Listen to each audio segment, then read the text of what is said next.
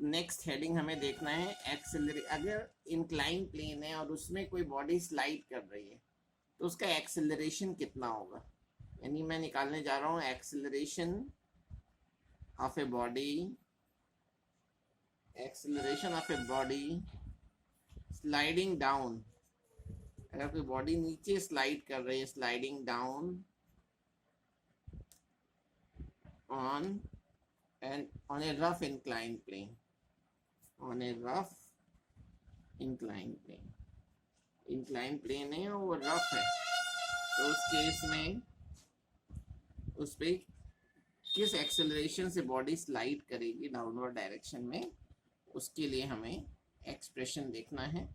Acceleration of a body sliding down on a rough inclined plane. तो मैंने क्या किया है कि एक रफ इंक्लाइन प्लेन बना रहा हूँ। इंक्लाइन प्लेन मीन्स ऐसा सरफेस जो किसी एंगल पे झुका हुआ है, यानी ढाल है कोई। ये मैंने एक इंक्लाइन प्लेन ले लिया है जिसका इंक्लिनेशन मैंने सपोज कर लिया है कि थीटा है, ठीक है। और इस पे कोई बॉडी रखी हुई है, इस पे कोई बॉडी रखी हुई है जिसका मास m है। m मास की कोई बॉडी है जो रफ इंक्लाइन प्लेन पे रखी हुई है, ठीक है। और ये बॉडी नीचे की ओर जा रही है, नीचे की ओर मूव कर रही है, इसका डायरेक्शन ऑफ मोशन नीचे की ओर है। ए एक्सेलरेशन से ये डाउनवर्ड डायरेक्शन में जा रही है, एक्सेलरेशन स्मॉल ए है।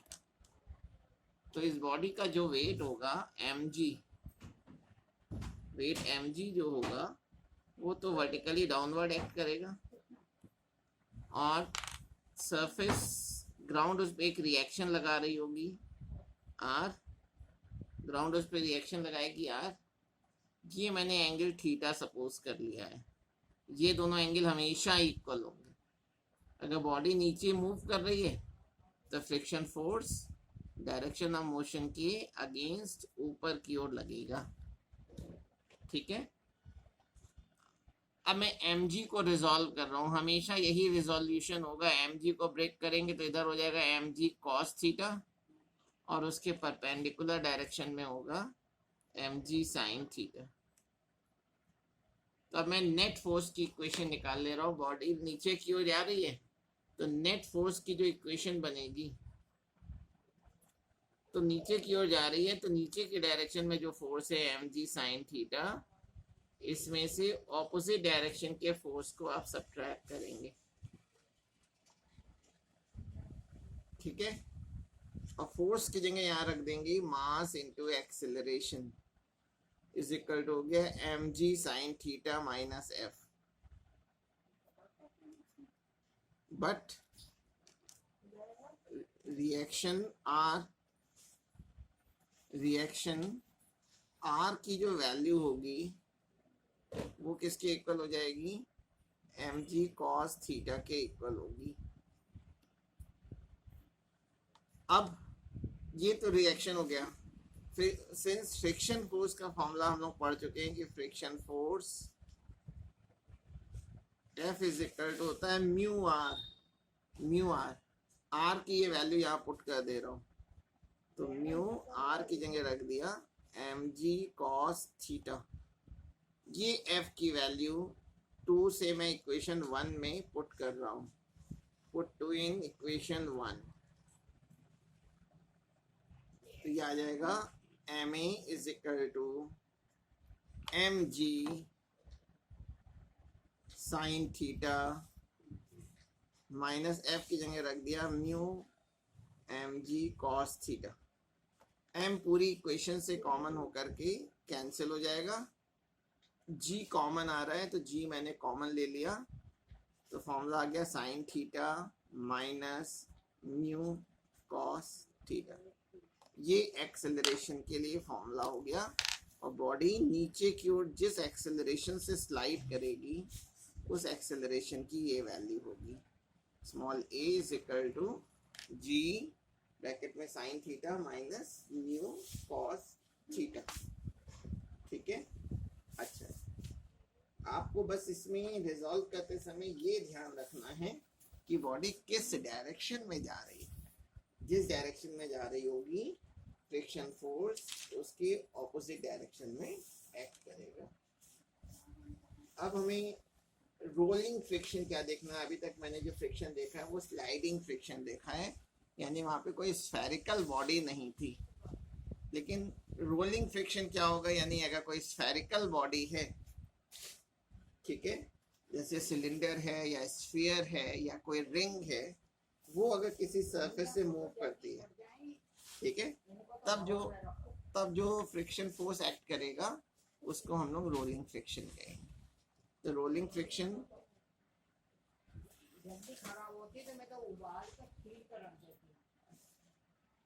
रोलिंग फ्रिक्शन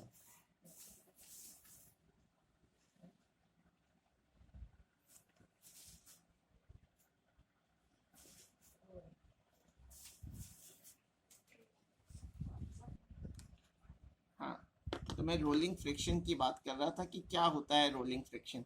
देखिए, अगर कोई व्हील है या कोई स्फीयर है, व्हील ले लें या स्फीयर ले लें, अगर उसको हमने किसी प्लेन सरफेस पे रखा हुआ है, ठीक है, जब हम किसी प्लेन सरफेस पे रखते हैं तो व्हील या स्फीयर का जो वेट होगा वो ग्राउंड पे एक प्रेशर एक्सर्ट करता है, प्रेशर लगाता है।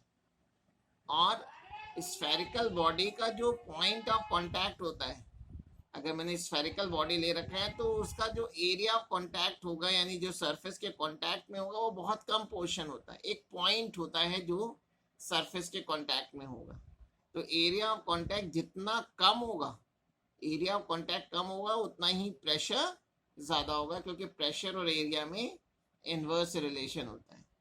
तो क्या होता है कि जो व्हील है वो ट्रैक पे कुछ ज़्यादा प्रेशर एक्सर्ट करता है as compared to horizontal in case of sliding friction, ठीक है। तो जब सरफेस से प्रेशर ज़्यादा एक्सर्ट करता है तो वो सरफेस थोड़ी डिप्रेस हो जाती है, अंदर की ओर धंस जाती है, जैसे मैंने फिगर में दिखा रखी है। जब ये अंदर से धंस गई है तो इसके आगे कुछ बम्प, एक पोर्शन जो है थोड़ा सा उठ जाएगा, ठीक है। तो अब जब बॉडी को हम मूव कराते हैं, जब बॉडी को रोल कराते हैं, स्फेरिकल बॉडी को रोल कराते हैं, तो जो ये बम्प बन गया है, जो आगे थोड़ा सा उठ गया है, वो व्हील के डायरेक्शन ऑफ मोशन के को अपोज करता है, ठीक है। तो बम्प की वजह से जो अपोजिंग फोर्स लग रहा है स्फेरिकल बॉडी में, उसको हम लोग रोलिंग फ्रिक्शन कहते हैं, ठीक है। तो इसको अगर हम लोग अगर लिखें तो कहेंगे क्या, व्हेन ए व्हील और spherical body, when a wheel or a spherical body rolls over a level track, the area of contact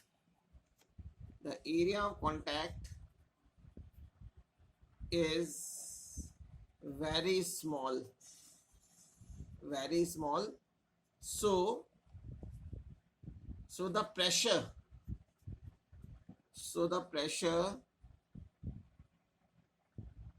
exerted on the ground is very large,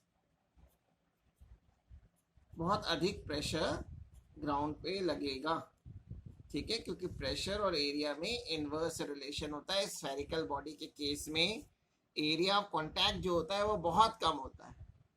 अगर एक हम लोग ने एक क्यूब ले लिया है, उसका एरिया ऑफ कांटेक्ट ज़्यादा होगा, स्फीयर का एरिया ऑफ कांटेक्ट कम होगा, और एरिया ऑफ कांटेक्ट ज़्यादा होगा तो ग्राउंड पे उसने प्रेशर ज़्यादा लगाया होगा, और प्रेशर जब ज़्यादा लगाएगा तो वहाँ की जो सरफेस होगी थोड़ी सी डिप्रेस हो जाएगी, अंदर की ओर धंस जाएगी, ठीक है। ड्यू टू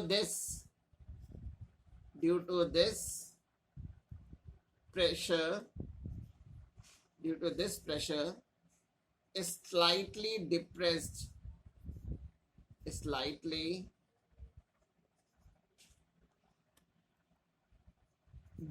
लिख दे रहा हूँ, slightly depression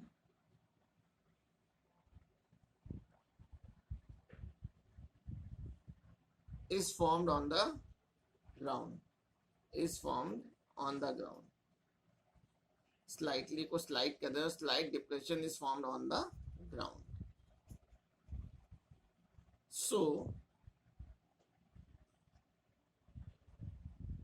So during motion of a sphere,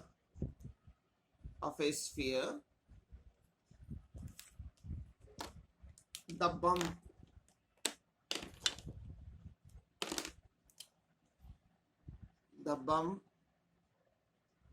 so produce opposes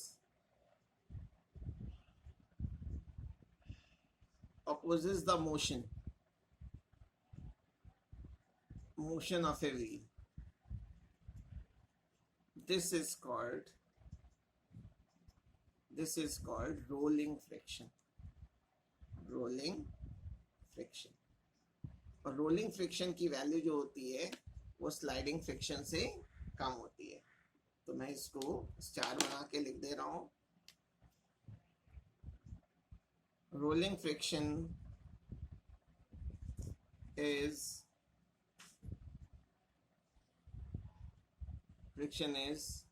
less than sliding friction.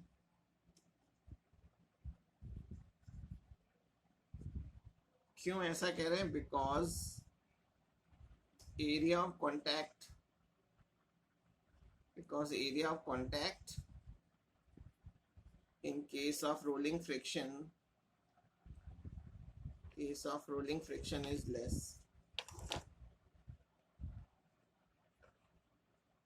Rolling friction is less than sliding. यहाँ पे फ्रिक्शन वाला पार्ट खत्म हो जाता है और इसमें आपको एडवांटेजेस और डिसएडवांटेजेस फ्रिक्शन के पढ़ने, ठीक है ना, ये बुक से आप पढ़ेंगे. और इसमें क्या होगा कि ये एडवांटेजेस एंड डिसएडवांटेजेस के नाम से नहीं होगा. इसको एग्जाम में जनरली जो पूछते हैं वो कहता है कि friction is a necessary evil. Explain. तो इसमें हम लोगों को friction is necessary evil mean friction जरूरत भी है और एविल का मतलब होता है दोष, डिफेक्ट, ठीक है ना. जरूरी भी और एक डिफेक्ट भी है. तो जरूरी में एडवांटेज लिख देते हैं और एविल के केस में हम लोग क्या करते हैं, उसके डिसएडवांटेज लिख देते हैं. ठीक है. तो यहाँ पे ये लेसन की थ्योरी खत्म हो जाती है.